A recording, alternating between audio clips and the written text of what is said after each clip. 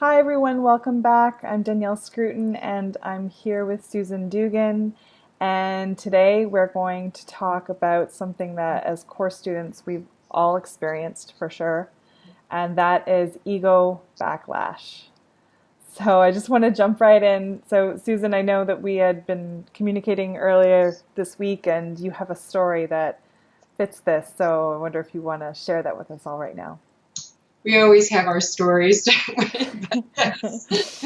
um, the what when we talk about ego backlash, it's we're really talking about the kind of the back and forth that we do as course students, where we have a split mind, and we're not the and that's not our brain. That's the course talks about us as being a decision making mind, and which is outside this dream of a body, and but that's almost entirely impossible for us to intellectually. I mean, we can intellectually grasp it, but that's not our experience. But how we know how that plays out in our experience, and what we're learning to watch within ourselves and within our classrooms of forgiveness classrooms, is the ways we know which teacher, which part of our mind we've chosen.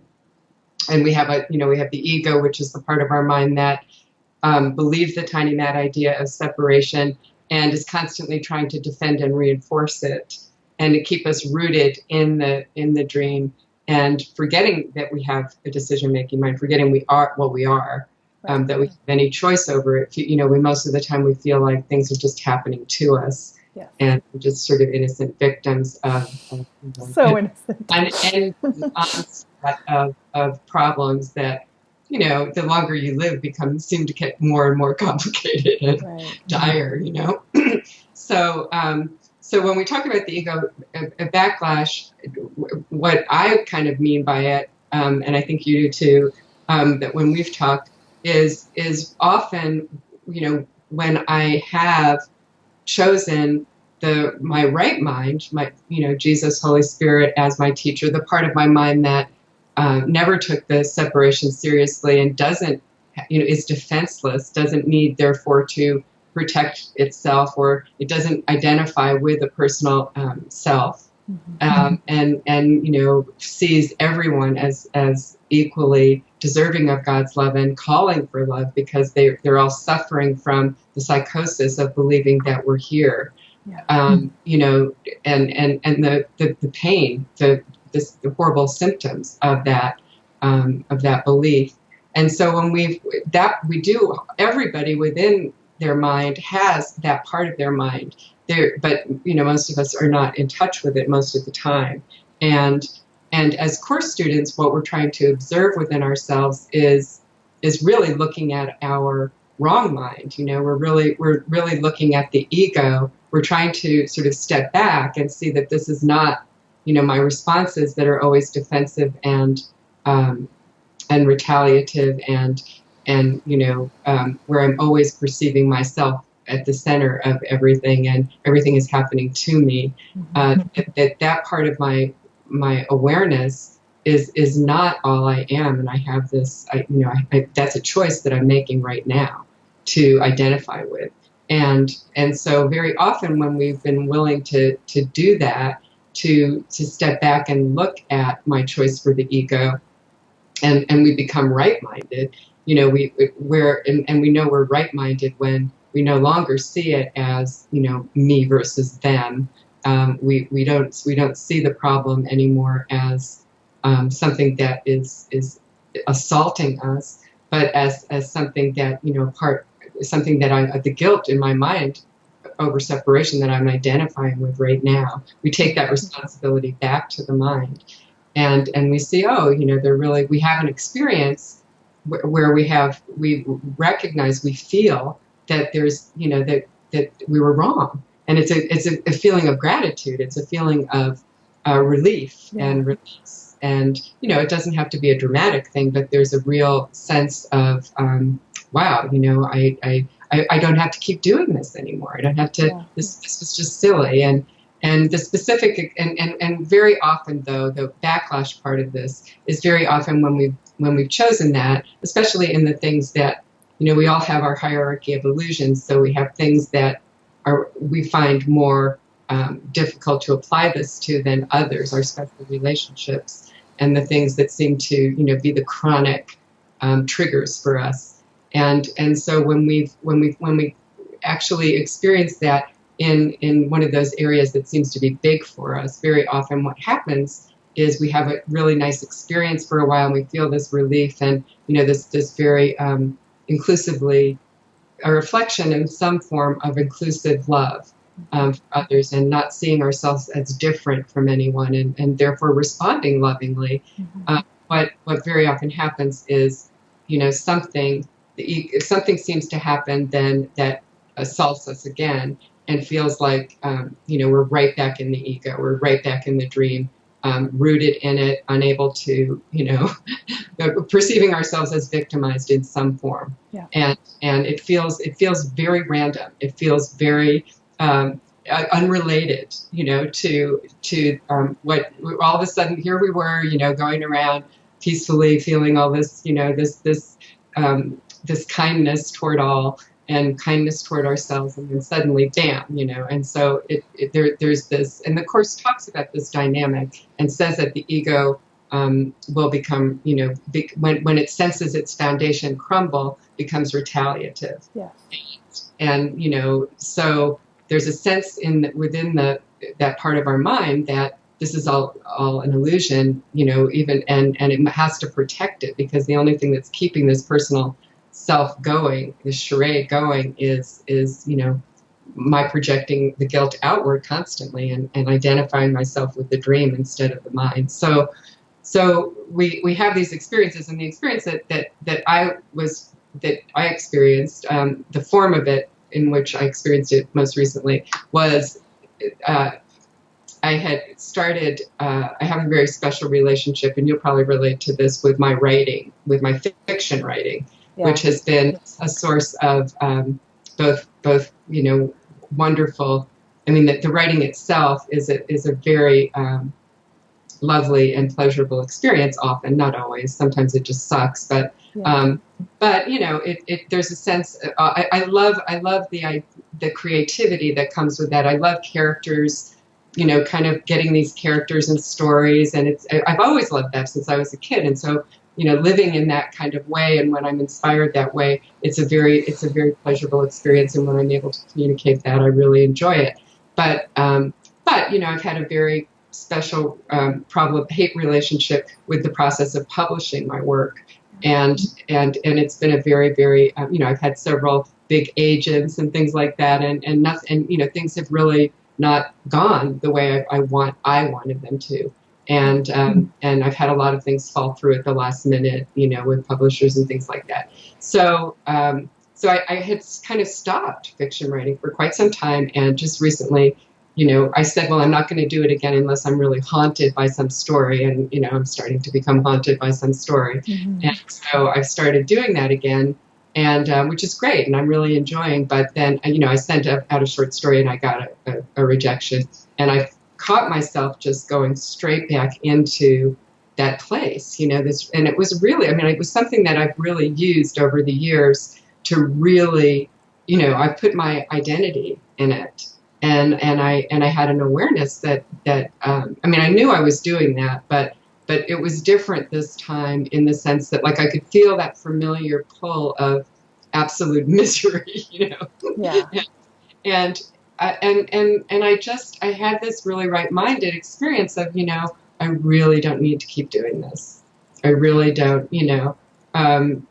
later on I thought of Helen's thing of she didn't really need to keep the shopping defense up. She had that awareness at some point where she didn't have to keep managing Jesus's love by pretending that this was, something that she needed to affirm herself. And who knows, but that wasn't central to the experience. The experience was just, I don't need to keep doing this.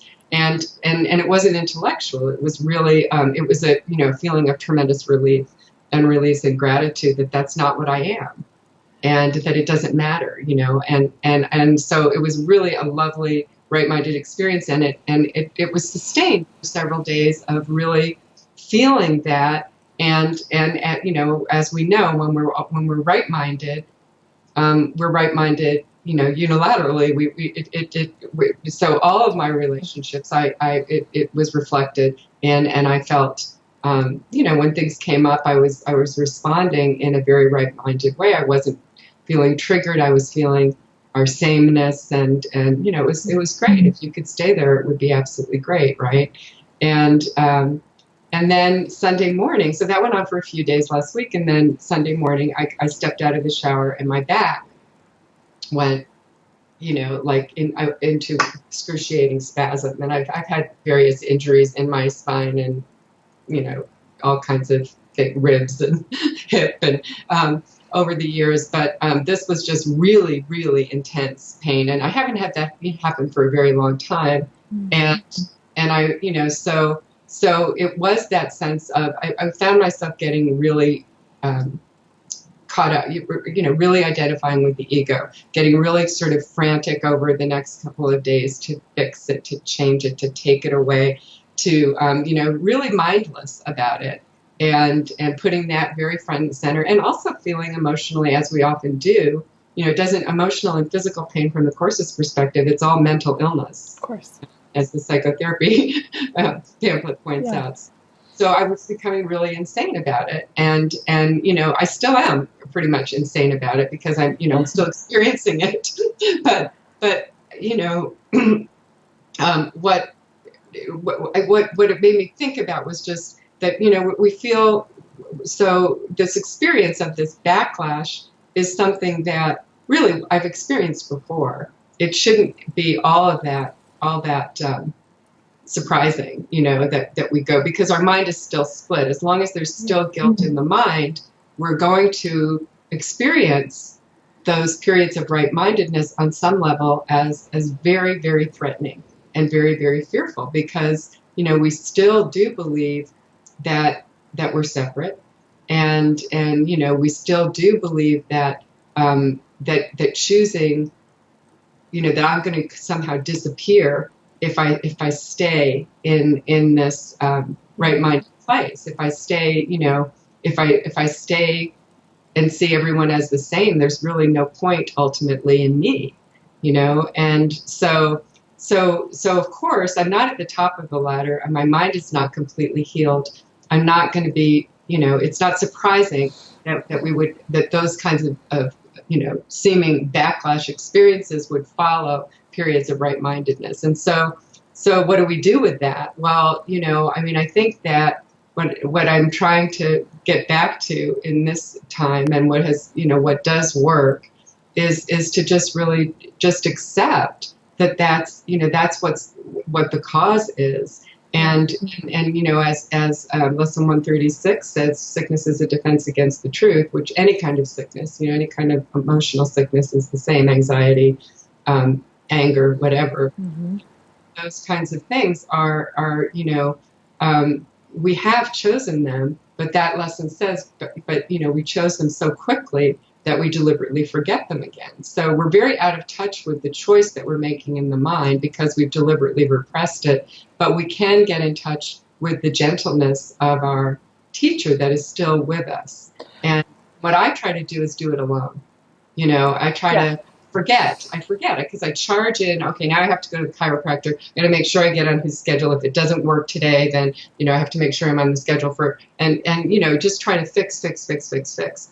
And without really remembering that, yes, there's nothing, the Course is saying there's nothing wrong with those fixing, do what you need to do to alleviate pain, but to try to go through it mindfully and with that source of gentleness in our mind that, can make this so much more of a learning experience rather than really just this brutal week in my dream, Yeah, and what was coming up for me as you were talking about the ego backlash, and your experience of that, and Ken talks about this all the time, and he emphasizes it pretty much every time I hear him speak, right. is to not judge ourselves when we're doing this, to not judge ourselves. And we do. That's the first thing we do, or we get very. It's hopeless. I mean, what comes up for me is like, I'm never there's not enough time left to get this course. The ego just is mean, if the ego always wants us to quit doing what's actually working, Yeah. and what's actually healing our mind. And so, there's it will throw all of that kind of nonsense at you. But, we're not the ego. Right. So we have a choice about how seriously we want to take that, Yeah.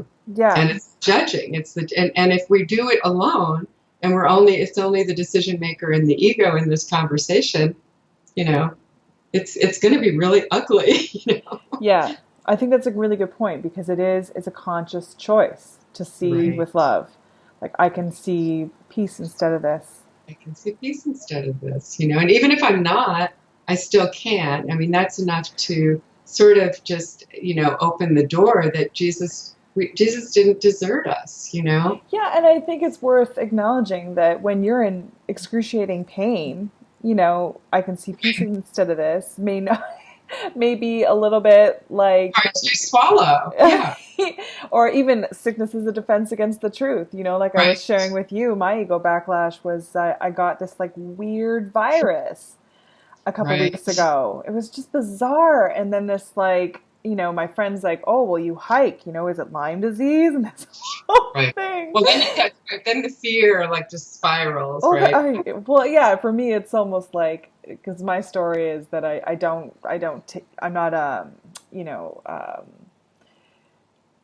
not, I don't take care of myself enough. Like I don't see the doctor enough. And so Right. my friend's trying to get me to do something that I wouldn't normally do. And, there's a whole story. The ego just uses whatever your story is against you, Absolutely.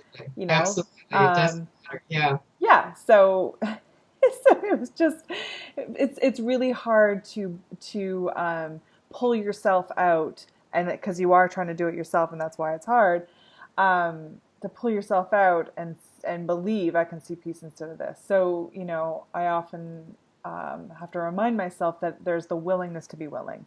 Beneath this willingness is the willingness to be willing. So, Right.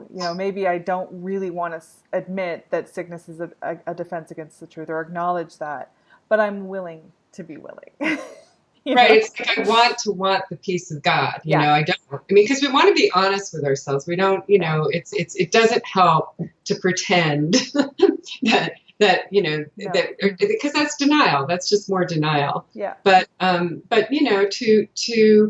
whatever can get us back to just remembering how heavily supported we really are in this, and that all is not as it appears, and that that we can use this gently for learning, and really, I mean, I think that I know for myself that pain can, kind of comes and goes, right? I mean, pain, even when it feels better when I walk. It feels better when I, do this or when I do this. Well, it feels better too, to some degree, when we're not taking it so seriously and only looking at the pain, or only entertaining the idea that the pain is real.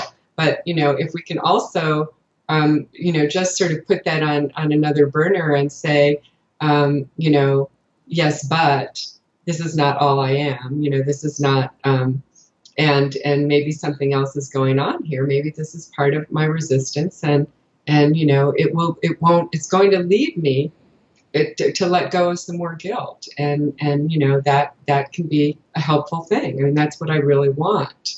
Yes. And I'm trying to learn that nothing can really hurt me ultimately, and that nothing has. That we haven't hurt God. I mean, because that's the reason we think that everything can hurt us is because we believe we were horribly vengeful in the beginning.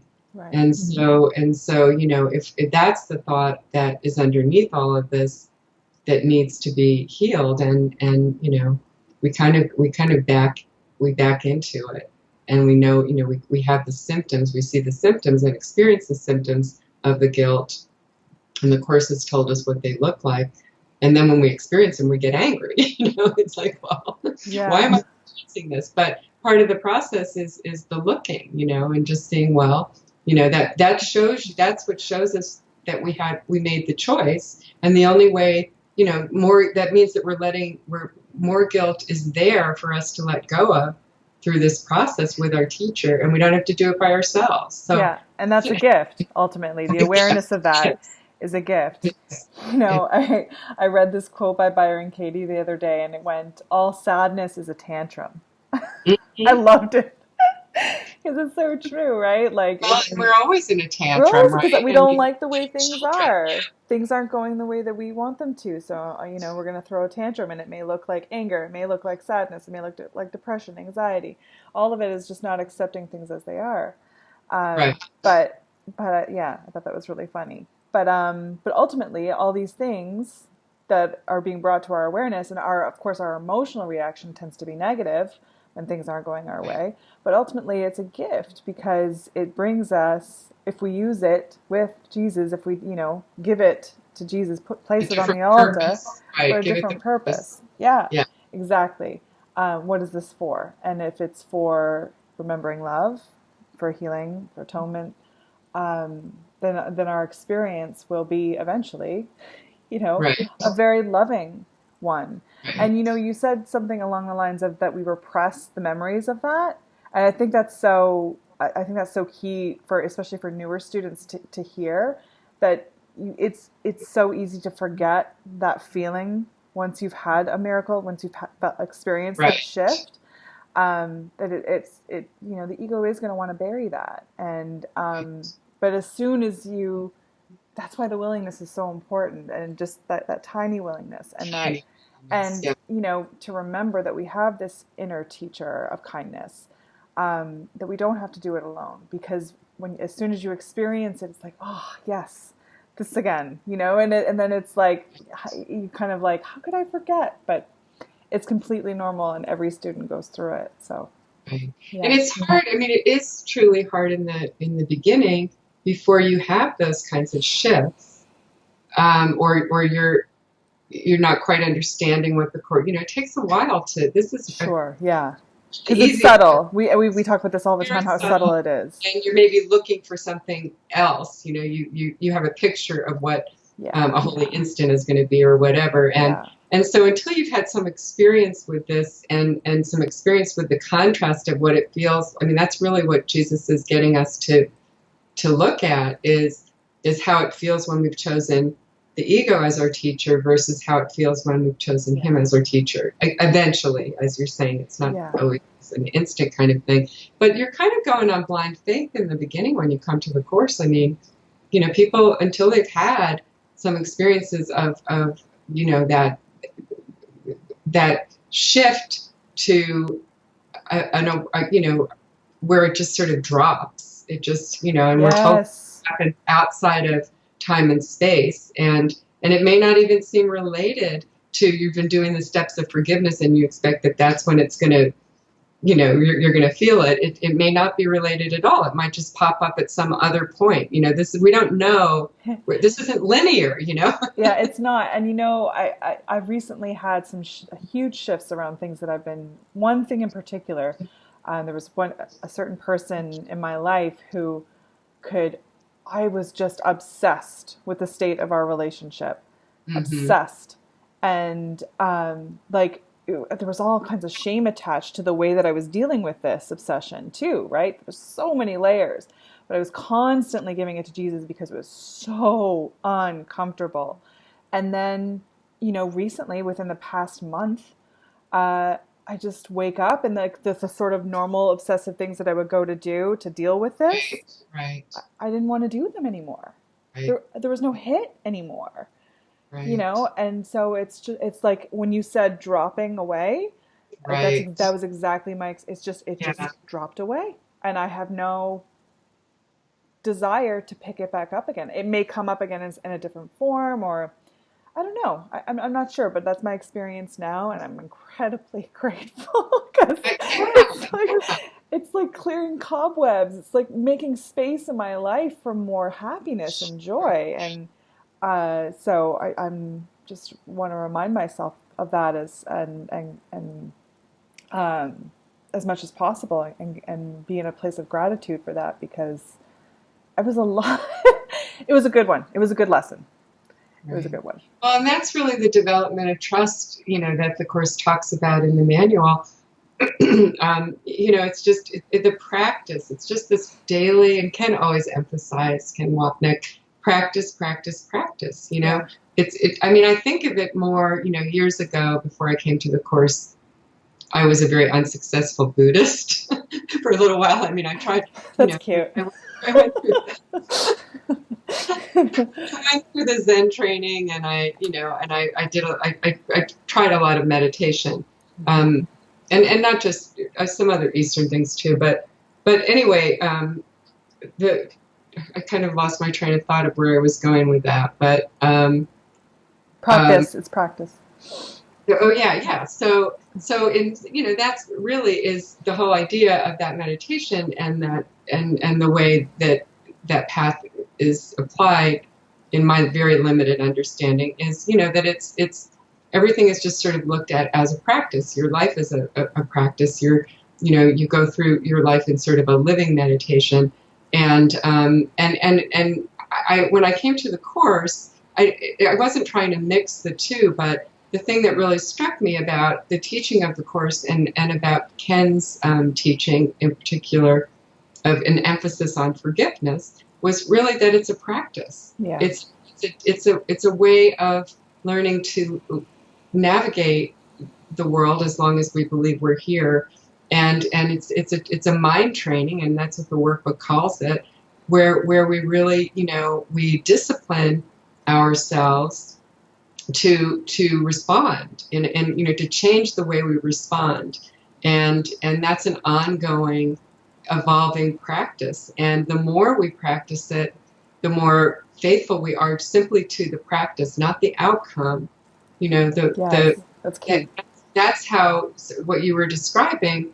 It's not, we don't have to expect that we're going to suddenly, feel loving toward this person, or suddenly have my back feel better, or it's not about any of the changes in form. It's giving ourselves over to the practice, and opening our hearts and our minds to the practice, and to the best of our ability, trying to show up, to be present to what we're feeling, and what is and what our options are in that moment. Yeah. Because there's only, the Course, it answers the question of upset in the moment the same way, with no matter what we're talking about, whether it's physical, emotional, big, little, a minor twinge of annoyance, a catastrophic situation, are all the same response. And so, that the practice pays off in that sense, because we can't ever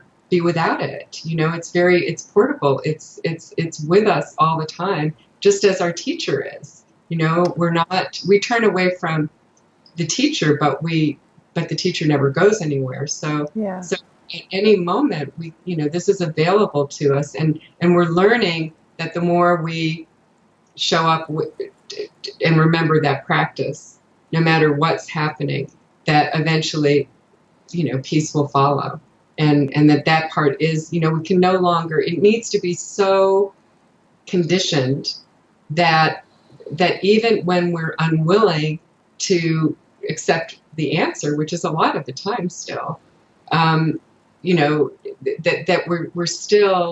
we still have almost an automatic thought that this is not for the reason I think. This is not about the other person. Yeah, and I think Yeah. Yes, that's great. It's not about the other person. And I was just going to add a gentle awareness of our unwillingness. It's like I watched myself. That's very important, because that's not always.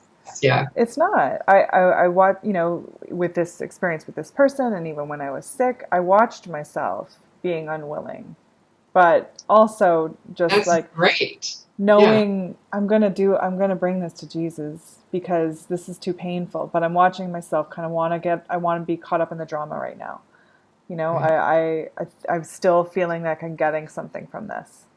And that's okay. I mean, Jesus is saying, go ahead.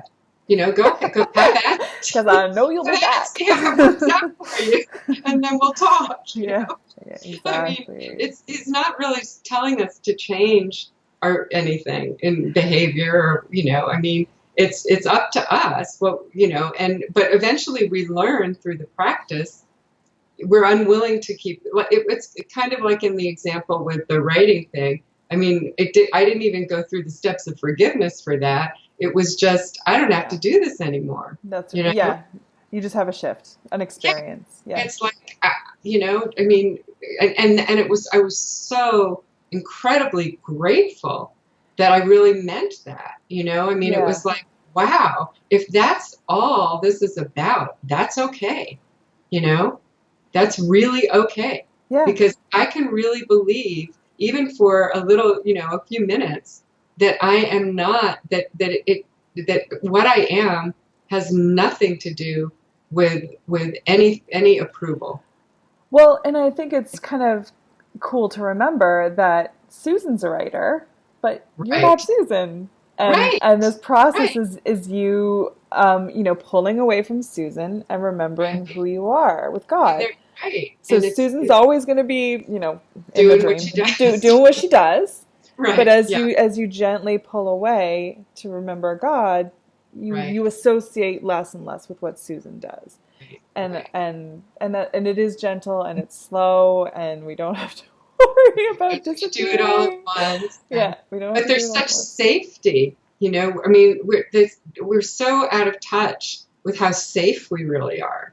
Yeah. And it's just it's amazing. I mean, almost all of our, I don't know, for me, so much of my life has been in subtle ways, in very subtle ways mostly, but protecting myself. Oh yeah, yeah. It's like,